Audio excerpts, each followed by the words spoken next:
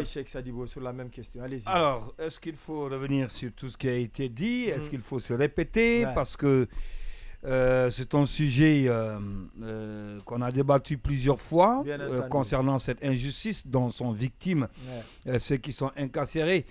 Et ce n'est pas eux seulement, et il y a d'autres qui ne sont pas incarcérés, mais qui restent en Guinée, qui ne peuvent pas sortir, qui ne peuvent pas bouger, qui ne peuvent pas voyager. Et c'est vrai qu'on est en train de pas saisir des opportunités d'emploi. Ceux-ci encore sont dans une situation extrêmement difficile, compliquée. On a parlé d'eux ici à un moment donné. Ils sont sollicités parmi eux à l'international pour apporter leur expérience, leur expertise, mais ils ne peuvent pas sortir parce que tout simplement, une partie, disons, un groupe de personnes a décidé qu'ils ne partent pas. Je l'avais dit la fois dernière à quelqu'un, au comité de la HAC, concernant la situation des médias. Aujourd'hui, 5 mois, 6 mois, 7 mois, où les journalistes sont en chômage parce que une partie, un groupe de personnes a décidé que ceci soit dans cette situation-là.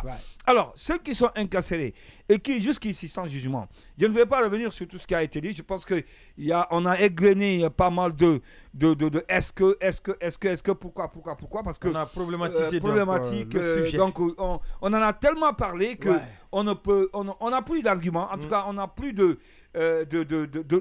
support pour parler de cela. Ça a été démontré plusieurs fois par les instances de juridiction de notre pays, par leurs avocats, que les choses pour lesquelles ils sont reprochés... juridiction supranationale. Oui, bien sûr, la CEDEAO a été saisie. Que les choses pour lesquelles ils sont reprochés n'existent pas. Mais tout de même, ils continuent encore à couper en prison. Maintenant, pour la situation de ceux qui ont été... on a annoncé la dissolution du gouvernement Tambour-Breton. Ça peut se comprendre d'une part. Mais, comme on le dit, la chose qui a plus attiré l'attention, c'est lorsque un autre communiqué, lu par le chef d'état-major des forces armées, parlant de la confiscation de passeports, la démobilisation des troupes, etc., le véhicule de commandement qui a été garde du corps et tout. Et ensuite, je ne sais pas quel est l'objectif qui a été recherché derrière. Parce qu'on ne peut pas quand même... C'était le populisme. Oui, on l'avait fait donc. Parce que, et après on libère. Moi, je ne suis pas contre. À la limite. Je ne suis pas contre. Je ne suis pas contre. Peut-être qu'on remette à ceci le passeport et autre chose, tout ce qui s'ensuit. Mais quand même qu'on nous dise pourquoi ce communiqué avait été rendu public. Qu'est-ce qui a été recherché? Et s'ils sont reprochés de quelque chose, qu'on ne puisse pas faire quand même de pas une mesure. Il faut penser aussi à ceux qui sont en prison et en train de souffrir jusqu'à maintenant. C'est une injustice très dure. Ça ne va pas être long. Je veux rajouter deux éléments. C'est que Monument a parlé tout à l'heure des circonstances dans lesquelles tout ce qui a été annoncé, par exemple le gel des comptes, qu'ils ont ordonné par un communiqué. Et je dis, moi, ça me dit simplement que le CNRD et en tout cas la gouvernance sous cette transition est incapable de s'amender. Vous savez, on peut avoir le droit à l'erreur. C'est-à-dire quand les gens sont arrivés pour la première fois, ils ont commis, on va dire, cette erreur-là. Ça a été débattu, ça a suscité un grand débat. Et ça a été prouvé. Prouvé qu'ils ne devaient pas le faire. Donc, on aurait aimé que, pour cette seconde fois, que les gens tirent les leçons du débat qu'il y a eu à la suite de la première erreur pour ne pas la répéter. Malheureusement, ça prouve que ils n'en ont rien à cirer. Exactement. La deuxième chose, c'est par rapport, quand vous prenez ceux qui sont détenus ou même ceux qui sont bloqués à Conakry depuis 2 ans. Vous savez, la question de la réconciliation nationale en Guinée, on l'associe souvent aux questions ethniques. Mais vous prenez quelqu'un qui est bloqué injustement au pays depuis 2 ans, on va dire depuis 3 ans, ça génère une frustration, une rancœur que vous contenez pendant tout ce temps. C'est-à-dire, si ça, ce n'est pas apaisé à un moment donné, c'est incapable que celui-ci se redevienne un citoyen ordinaire.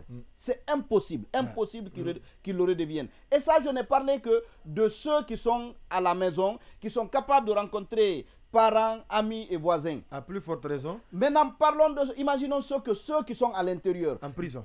Exactement.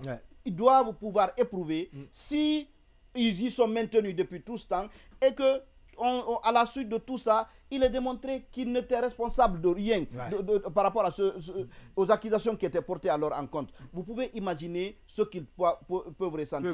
Et l'histoire de ce pays, c'est une succession infinie de ce genre d'abus. C'est pourquoi un actuel directeur général m'a dit qu'il n'y a pas de régime totalement blanc, que tous les régimes commettent tout régime a ses victimes.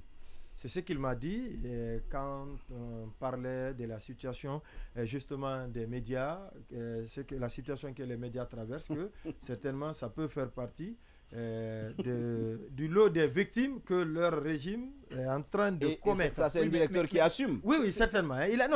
Il l'a assumé. Il y a quand même un exemple particulier de ce que Sanso évoque. Si on peut avancer. Oui, en 30 secondes, c'était le cas du fils de feu Ahmed Sékou Touré, qui est en détention en ce moment. Un jour, il dit il y a certains fils, certains parents des victimes du Camp-Boireau qui n'acceptent pas mon bonjour. Ouais. En fait, ce sont des choses, ça crée carrément, ça affecte directement le tissu social. Ouais. C'est automatique, sinon il n'est pas responsable des actes que son père pose. Mais c'est humain. Ouais, quelqu'un, je sais aujourd'hui que c'est tel, par exemple, qui a enfermé mon papa, où il est décédé en détention à cause de telle personne. Je peux pas, c'est pas évident que je puisse avoir... Et surtout si dans le système, il y en a qui ont soutenu ça. Justement. Même s'ils n'ont pas posé l'acte en question. Comme c'est le cas de ce directeur général. Responsable, là, exactement. Mais vous voyez, il a osé. C'est dommage. Il a osé, sincèrement. Mais bien sûr.